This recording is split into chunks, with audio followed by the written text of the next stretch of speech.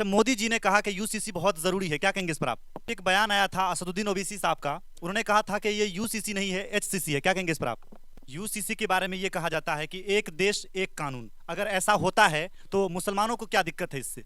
नमस्कार, इस वक्त मैं कटिहार जिले में मौजूद हूं और पूरे देश में इस वक्त जो है यूसीसी की बातें हो रही है और नरेंद्र मोदी ने इसे जरूरी बताया है। हमारे बीच मौलाना शहनवाज हुसैन साहब हैं। यूसीसी क्या है इसके बारे में जानना चाहेंगे, विस्तारित रूप से जानना चाहेंगे, आखिर ये कानून क्यों जरूरी है, इसे भारत में क्यों लागू किया जा रहा है। सबसे पहले तो बहुत बहुत स्वागत है आपका हमारे चैनल पे। हमारे बहुत सारे आदमी ऐसे हैं जिनको यूसीसी के बारे में सही तौर पर जानकारी ही नहीं है कि यूसीसी क्या है। यू से यूनिफॉर्म और सी से सिविल और सी से कोड, यानी यूनिफॉर्म सिविल कोड, जिसको यकसा सिविल कोड भी कहा जाता है, कि हमारा रहने सहने का तरीका एक होगा, ज़िंदगी गुजारने का तरीका एक होगा, मरण जीवन जो होगा हमारा एक तरह से गुजरेगा, शादी ब्याह एक तरीके से होगा।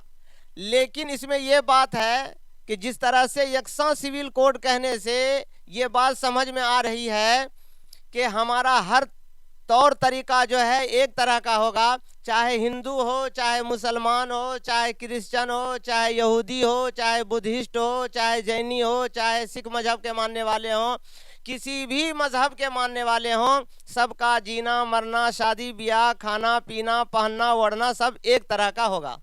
लेकिन अब तक इस पर पूरी तौर पे डिटेल के साथ तफसीली तौर पर कोई बात किसी ने सामने नहीं लाया है कि क्या इससे क्या मुराद है। यूनिफॉर्म सिविल कोड ये कहाँ तक लागू होगा, ये धर्म के दूसरे धर्म को अलग रखने वाला है या एक धर्म में ही सब मिल जाएंगे, इस तरह की कोई बात नहीं आई है।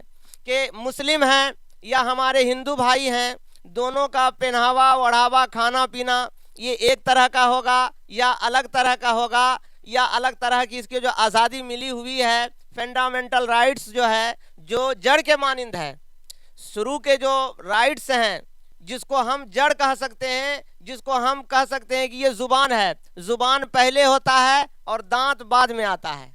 कोई भी इंसान हो, चाहे हिंदू हो चाहे मुसलमान हो, दरख्त का जो है जड़ पहले होता है, शाख और टहनी जो है बाद में आती है।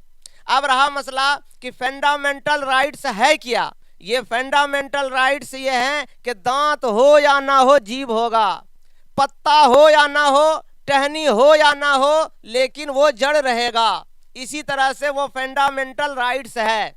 ये फंडामेंटल राइट्स जो हमारा है, ये इसके मुखालिफ हो रहा है कि नहीं हो रहा है, इस पर किसी तरह का अब तक किसी ने कोई डिटेल से बताया नहीं है और ना हम लोग उसको अब तक सुन सके हैं या देख सके हैं। यूसीसी के बारे में ये कहा जाता है कि एक देश एक कानून, अगर ऐसा होता है तो मुसलमानों को क्या दिक्कत है इससे? मुसलमानों को ये दिक्कत यहाँ पे आती है कि मुसलमान जो बरसों से यहाँ रह रहे हैं, तो उनके लिए मुस्लिम पर्सनल लॉ बोर्ड है कि मुसलमानों को पर्सनल तौर पर अपने कानून और अपने इस्लामी उसूल के मुताबिक ज़िंदगी गुजारने का ये फंडामेंटल राइट्स अधिकार दफ़ा में दिया हुआ है। इस दफ़ा का वायलेशन होगा। इस फंडामेंटल राइट्स का वायलेशन होने की वजह से ही हमारे मुस्लिम समाज के लोग कहते हैं कि ये यकसा सिविल कोड जो है मुनासिब नहीं है और अभी इस वक्त इसको लाने की ज़रूरत महसूस नहीं की जा रही है, इसलिए कि हमारा देश अभी गुनागुन चंद तरह के मसाइल से उलझा हुआ है। उस चंद तरह के मसाइल से हम निपटारा हासिल कर लें। जो हमारा अभी सबसे ज़्यादा है कि हमारा नौजवान तबका बेरोज़गार हो चुका है, इसके अलावा महंगाई बढ़ती जा रही है। अभी तो कुछ दिन बताया जा रहा था कि टमाटर 100-120 रुपये किलो, 160 रुपये किलो हो रहा है। जो खाने की चीज़ है, आम पहले 10 रुपये 20 रुपये केजी मिल जाती थी। इसके अलावा अब आलू का दाम भी देखिए बढ़ने के करीब है।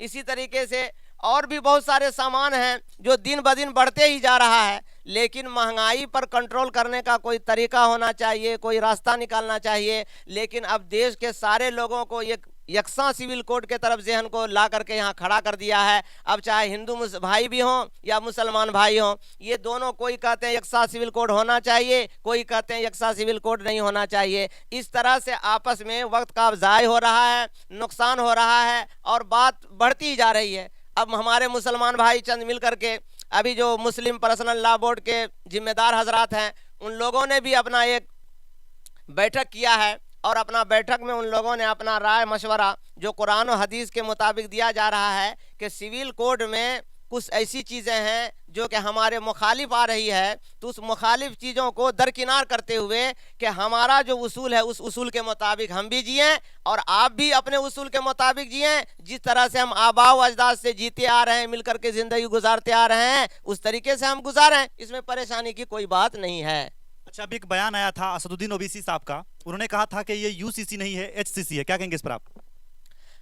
अब रही बात, वो उनकी ज़ाती राय है और वो हमसे पढ़े लिखे लोग, विद्वान लोग हैं, वो जो भी बोलते हैं वो कानून और लॉ की रोशनी में बोलते हैं, लाइट ऑफ रूल, कानून की रोशनी में जो बात बोली जाती है उसके अंदर बहुत सदाकत होती है, उसके अंदर बहुत ज़्यादा ताकत और पावर होती है। अगर किसी के अंदर कोई बात है तो वो उनको जवाब देंगे कि यूसीसी और एचसीसी में क्या फ़र्क है, वो असदुद्दीन अवैसी को जवाब देंगे वो। अच्छा, असदुद्दीन ओवैसी साहब ने कहा कि इससे जो है ये अगर कानून लागू होती है तो रहने सहने का जो तरीका है इस्लाम धर्म के जो लोग हैं उनका अलग हो जाएगा और इस्लाम धर्म के लोग जो है हिंदू धर्म के तौर तरीके पे चलना शुरू कर देगा अगर ये कानून लागू होता है तो, क्या कहेंगे इस पर आप? हाँ, वो असदुद्दीन अवैसी जो कहे हैं कि एक तरीका हो जाएगा ज़िंदगी गुजारने का कि पहनना क्या है, चलना कैसे है, बोलना क्या है, तो वो अपने बात हिसाब से बोले हैं वो, लेकिन बात ये नहीं है, अब तक इसका कोई तफसीली रिपोर्ट हम लोगों के सामने आम लोगों की ज़िंदगी में नहीं आया है, या आम लोगों को ये जानकारी इतनी नहीं है कि वो कहाँ कहाँ तक उसका हद है, कहाँ कहाँ तक बाउंड्री है, ये यकसा सिविल कोड कहाँ कहाँ तक लागू होगा कि बच्चा पैदा करना है, कितना करना है, नहीं करना है, फिर उससे भी आगे है कि कहाँ कहाँ कितना शादी करना है, नहीं करना है, किस तरह के, बहुत सारी बात है, कितना खाना है, कौन कौन खाना खाना है, कपड़ा क्या पहनना, लुंगी पहन सकते हैं कि नहीं पहन सकते हैं, धोती पहन सकते हैं कि नहीं पहन सकते हैं, सबको फुल पैंट ही पहनना पड़ेगा या सबको पंजाबी पहन सकते हैं या नहीं, वो सारी बात तफसीली तौर पर हमारे बड़े जानते हैं, वो किस तरह से बात आएगी वो सारे अभी लेकिन वो सारी चीज़ें सामने नहीं आई है। अच्छा, मोदी जी ने कहा कि यूसीसी बहुत जरूरी है, क्या कहेंगे इस पर आप? मोदी जी प्रधानमंत्री हैं, वो प्राइम मिनिस्टर हैं, अब वो अपने नज़रिए के हिसाब से बोल रहे होंगे, वो क्या देख रहे हैं अब वो जाने, हम लोग इस सिलसिले में क्या कह सकते हैं। वो अगर उसको इसी में फ़ायदा नज़र आ रहा है तो वो लागू करने के लिए तो कोशिश कर ही रहे हैं, लेकिन अब तो बात चली गई है लॉ कमीशन में।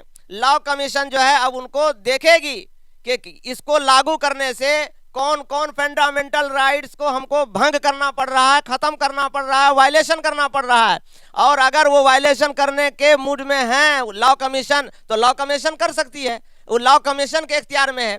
प्राइम मिनिस्टर हो या हम हो या कोई दुनिया का कोई भी आदमी हो, वो अपनी राय रख सकते हैं, बोल सकते हैं कि हमारा दिमाग ये कह रहा है कि इस तरीके से होना चाहिए, लेकिन हर आदमी का दिमाग उस बात तक पहुंच जाए, उसकी बात पक्की हो जाए, मंजिल मकसूद तक उसकी बात पहुंचा दे, ये नामुमकिन है। हर इंसान का अक्ल जो होता है नाकिस होता है, और हम लोगों से पढ़े हुए लोग, काबिल लोग हैं लॉ कमीशन में, वो लोग सारी चीज़ों को मिलाएंगे, देखेंगे, और उसके बाद कोई फैसला लिया जाएगा तो वो फैसला हो तो सबको मानना ही पड़ेगा। अच्छा, अरशद मदनी साहब के बारे में क्या कहना चाहेंगे? अभी वो डिबेट पर बैठे हुए थे और वो कह रहे थे कि हम लोग जो है इस वक्त कानून को देख रहे हैं, लोगों से हम अपील करेंगे कि वो रोड पर नहीं आएंगे, धरना प्रदर्शन नहीं करेंगे, क्या कहना चाहेंगे अरशद मदनी के बारे में? अरशद मदनी साहब एक धार्मिक, एक मजहबी आदमी हैं, वो मजहबी रहनुमा होने के हिसाब से और हमारे हिंदुस्तान के हालात को देखते हुए ये लोगों को ये मशवरा दे रहे हैं कि कहीं बात और ज़्यादा बढ़ ना जाए। कभी बात जो है गलत चीज़ को बोलते बोलते बोलते इतना होता है कि सारे लोग जान लेते हैं कि नहीं कुछ ना कुछ बात है। इसलिए मौलाना अरशद मदनी साहब सोचते हैं कि यकसा सिविल कोड नाफिज करना है नहीं करना है, हम अपनी राय को पेश कर देंगे। मुस्लिम पर्सनल लॉ बोर्ड जो है कमीशन, लॉ कमीशन के हवाले अपने क्या कहते हैं एक एजेंडे को अपना पेश कर देंगे, और फिर लॉ कमीशन जो है उसको देखेगी कि इसके बाद मानने लायक है या मानने लायक नहीं है। मानने लायक होगी तो उसको तस्लीम करेगी, कबूल करेगी, मानने लायक अगर नहीं होगी तो उसको एक्सेप्ट नहीं करेगी, फिर उसके बाद कोई बात देखी जाएगी। इससे पहले ही रोड पे उतरने की अभी ज़रूरत महसूस नहीं की जा रही है। इसलिए मौलाना अरशद मदनी साहब लगता है कि वो इसलिए कहे हैं कि ये तो कानून के हिसाब से काम किया जाएगा। यहाँ दफात की बात है, यहाँ कॉन्स्टिट्यूशन की बात है कि कॉन्स्टिट्यूशन में जो चीज होगा सही उसको इख्तियार किया जाएगा, चाहे हम हो, चाहे अरशद मदनी साहब हो, चाहे क्या प्रधानमंत्री हो। अगर प्रधानमंत्री भी कोई बात दफा के खिलाफ कह देंगे तो इससे ये पता नहीं है कि वो उसको लागू कर दिया जाएगा। वक्ती तौर पे वो कह सकते हैं, लेकिन जब बात आएगी लॉ कमीशन के सामने तो वो उस बात को खत्म करेगी कि नहीं ये बात सिरे से खत्म है। बिल्कुल, यूसीसी को इस वक्त जो है प्रक्रिया में लाया जा रहा है। मुस्लिम समाज के नेता प्लस जो है प्रधानमंत्री नरेंद्र मोदी ने भी कहा है कि यूसीसी जरूरी है। कितना जरूरी है, किसके लिए फायदा है, क्या नुकसान है, इन तमाम चीजों को लेकर के अभी हम आपके बीच हाजिर हुए हैं। हमसे जुड़ने के लिए, बातचीत करने के लिए बहुत बहुत शुक्रिया, बहुत बहुत धन्यवाद।